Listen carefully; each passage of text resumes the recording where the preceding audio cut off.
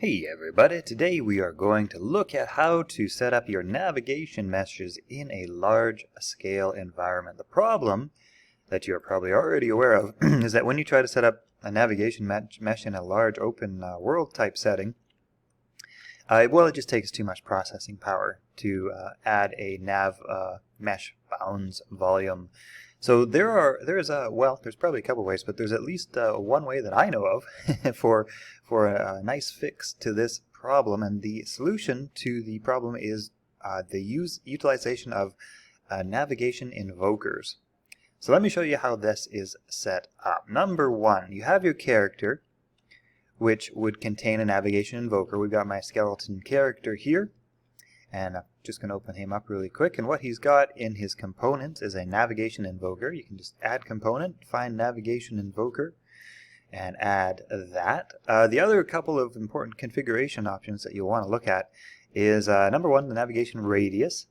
Not too sure the difference between these two options here, but I've got them both set to the same. That seems to work. And the other important option that you're going to want to have ticked is this auto-possess AI option, placed in world or spawned. Now this is applicable if you are spawning your enemies in at runtime.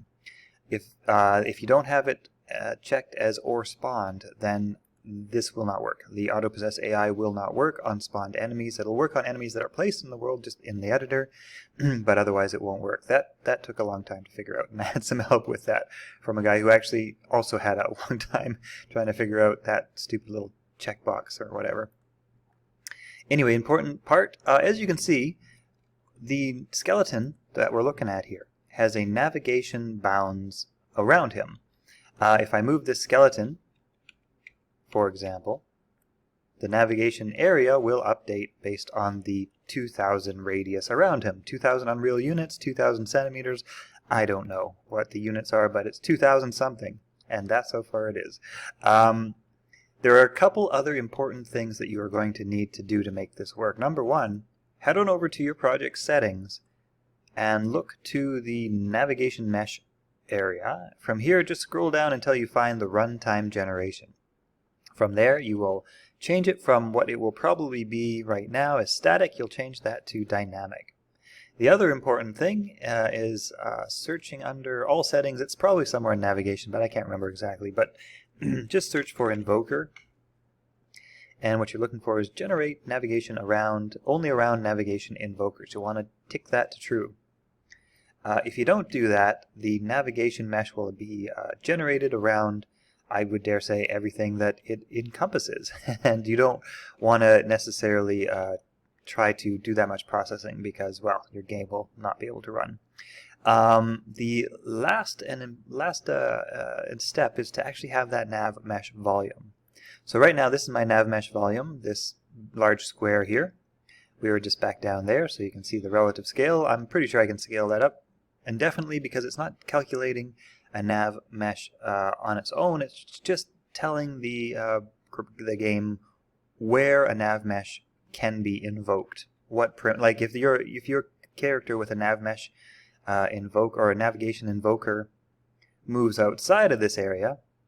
Oops, I shouldn't have done that. Let's try that again. If your character moves outside of this area, you'll see that there's no navigation mesh generated. But you move them back in, you can see there's the navigation mesh, tiny little green thing back there. Oh, by the way, if you don't know how to see that green thing, it's P. Press P on your keyboard to get that navigation generation.